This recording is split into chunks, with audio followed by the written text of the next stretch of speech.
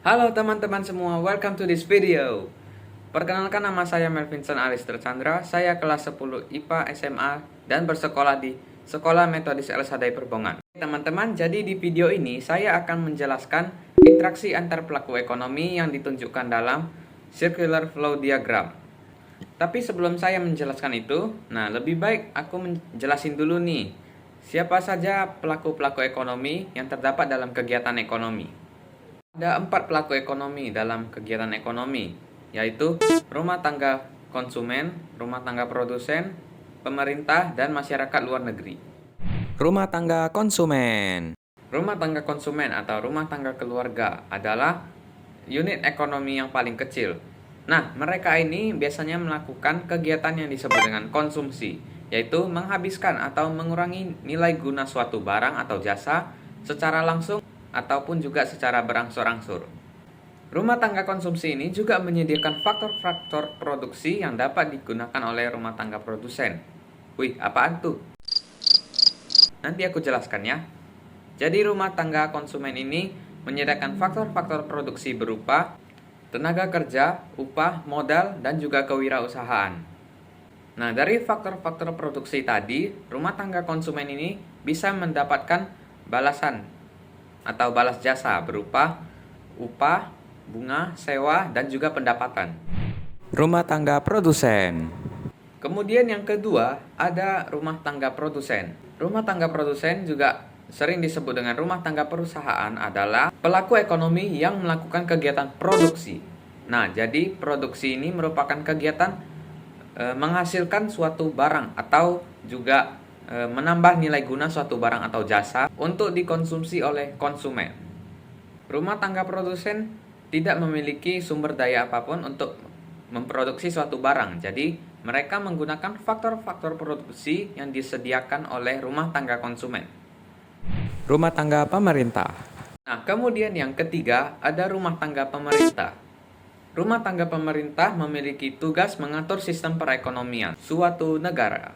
Pemerintah itu melakukan konsumsi terhadap layanan sumber daya manusia dari rumah tangga serta barang dan jasa perusahaan untuk menyelenggarakan pemerintahan dan kesejahteraan bagi masyarakat. Masyarakat luar negeri. Dan yang keempat atau yang terakhir nih. Nah, ada yang dinamakan masyarakat luar negeri. Masyarakat luar negeri itu merupakan pelaku ekonomi yang kegiatannya itu berupa ekspor dan juga impor. Ini menunjukkan bahwa negara asing juga memengaruhi dan dipengaruhi usaha rumah tangga dan juga pemerintah. Masyarakat luar negeri juga bisa bertindak sebagai konsumen, yaitu mengimpor barang-barang yang diekspor dari dalam negeri ke luar negeri dan juga bisa berlaku sebagai produsen. Nah, jadi mereka mengekspor barang yang mereka buat dari luar negeri, kemudian diekspor ke dalam negeri. Oke teman-teman, aku sudah menjelaskan siapa saja pelaku-pelaku ekonomi dalam kegiatan ekonomi.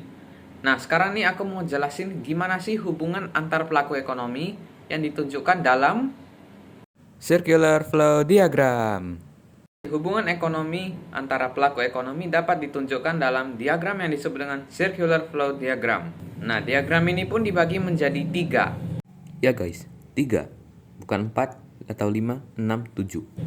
Yaitu circular flow diagram dengan model 2 sektor, model 3 sektor, dan juga 4 sektor. Nah, apa saja perbedaannya? Aku akan jelaskan ya.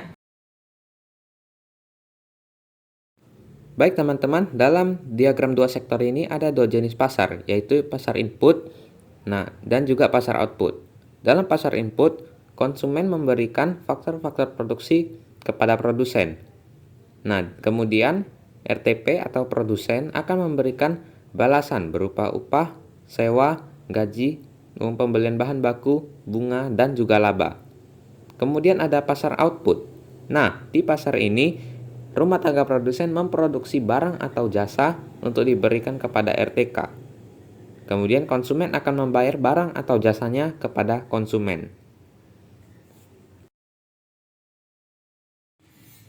Nah, kemudian ada model diagram 3 sektor yaitu dengan konsumen, produsen, dan juga pemerintah. Nah, pemerintah di sini bertugas menghasilkan sumber daya berupa bahan bakar, minyak, gas, dan listrik. Nah, kemudian RTK dan RTP mereka akan membayar pajak dari usaha yang dilakukan pemerintah. Seperti ini ya. Nah, konsumen memberikan pajak dan juga produsennya. Nah, kemudian pemerintah akan melakukan subsidi terhadap konsumen dan juga produsen. Nah, bisa dilihat pada cuplikan berikut ya. Nah, jadi konsumen dan produsen memberi pajak sedangkan pemerintah memberikan subsidi. Baik teman-teman, dalam model 4 sektor ini kita memiliki konsumen, produsen, pemerintah, dan juga masyarakat luar negeri. Nah, masyarakat luar negeri ini memiliki fungsi untuk ekspor dan juga impor. Nah, jadi masyarakat luar negeri ini akan mengekspor produknya kepada produsen. Kemudian masyarakat luar negeri juga akan mengimpor produk dari dalam negeri ke luar negeri. Oke teman-teman, itu saja penjelasan saya untuk video kali ini. Nah, saya harap penonton yang sedang ngopi atau rebahan mungkin bisa mengerti mengenai penjelasan saya. Nah, terima kasih sudah menonton video ini dan bye!